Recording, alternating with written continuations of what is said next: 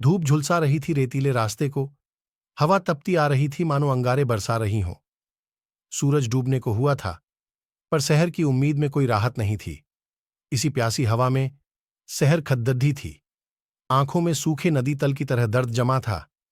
उसके हाथों में एक मटका ढपता था, खालीपन को दर्शाता हुआ।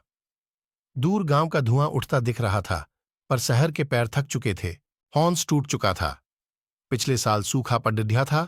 कुएं की आंख सूख गई थी। गांव खाली हुआ जा रहा था। लोग शहरों की ओर पलायन कर रहे थे। शहर के पिता भी गए थे, एक बेहतर कल की तलाश में, पर शहर नहीं जा पाई। उसकी मां बीमार थी, उठने बैठने की ताकत भी नहीं थी। अब वो उम्मीद की आखिरी किरण बनकर मटका लिए भटकती, आत्मे उसी उम्मीद में जिसे तपती रेत भी पिला नहीं सकती थी। अचानक उसे कांटेदार झादियों के पीछे से पानी की आवाज सुनाई दी। धड़कन तेज हो गई, जैसे सूखे रेगिस्तान में एक ओएसिस मिल गया हो। वो जैसे बेल में बंधी पंछी थी जो अपने पिंजरे को तोड़कर उड्डी हो। तेज कदमों से झादियों को पार कर वो एक छोटे से तालाब के किनारे पहुंची।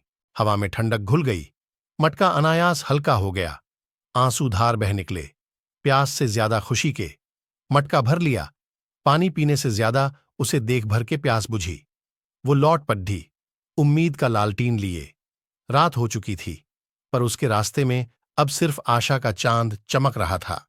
गांव पहुंचकर जब मां चेहरे पर एक मुस्कान खिली, वो मुस्कान थी शहर के लिए जीत का नगादा, जो ये कह रहा था कि कठिन वक्त तो आएंगे ही, पर उम्मीद की नदी सूखती नहीं, वो कहीं ना कहीं बहती रहती है। उस रात गांव में एक और धुआं उठा। शहर ने फैसला लिया, वो नहीं जाएगी। वो इसी रेतीले धरती को हरा भरा करेगी, उम्मीद की नदी बहाएगी। अगले साल जब बारिश आई, तो शहर ने सूखे तालाब के किनारे ही एक बांध बनवाया।